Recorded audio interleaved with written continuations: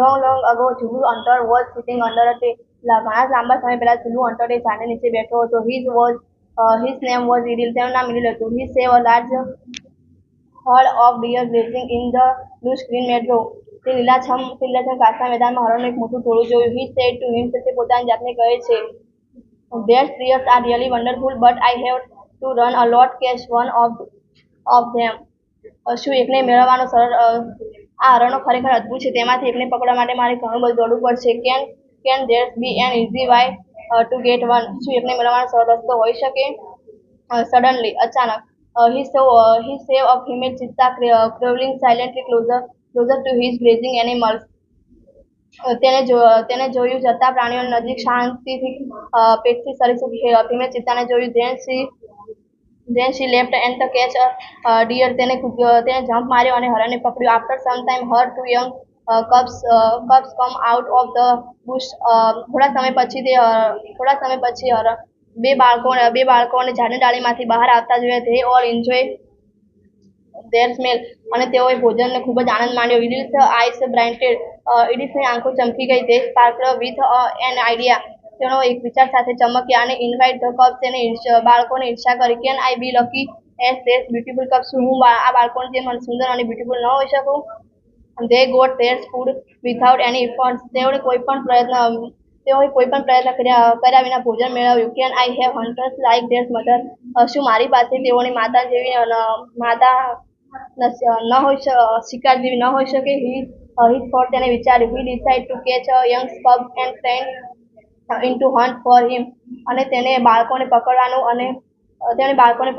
અને શિકાર માટે ટ્રેનિંગ આપવાનું નક્કી કર્યું. Then I shall only say, પછી હું માત્ર કહીશ, oh my dear, and killed a deer for me. ઓ મારા વાલા, તું જા અને હરણને મારી અને મારી પાસે લા. Oh my life will be very comfortable then. અને મારી જિંદગી ખૂબ જ આરામદાયક છે. He was cutely pleased with his own idea. તેના વિચાર સાથે તે ખૂબ જ ખુશ હતો. He decided to follow cubs and steal one.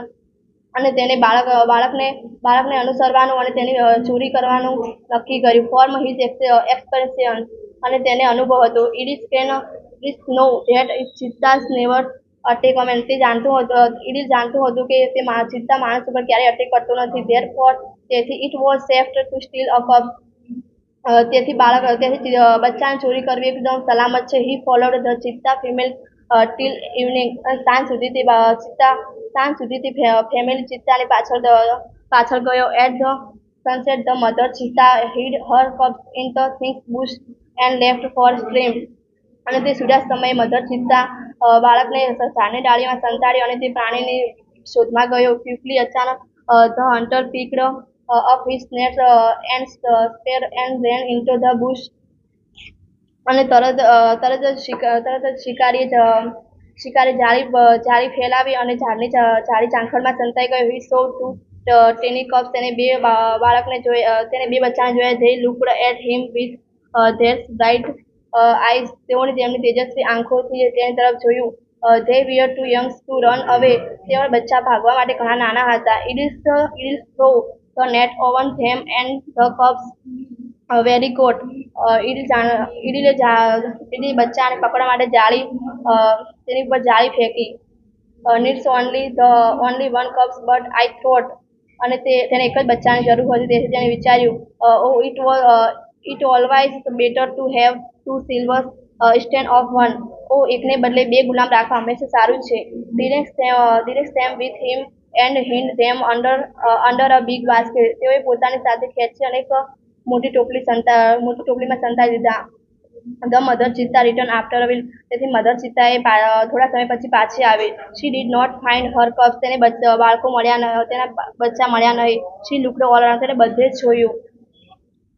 First of all, they became angry and jumped wildly.